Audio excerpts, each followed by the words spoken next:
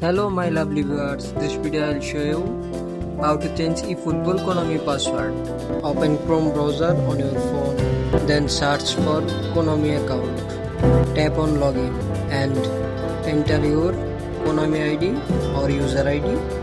Then go to your password and enter your Konami ID. Then Konami will send you an email. Then go to your Gmail and tap on the link and enter your 10 characters password. Thank you. If this video helped you, don't forget to like and subscribe my channel. Thanks for your support. Thank you. Bye bye.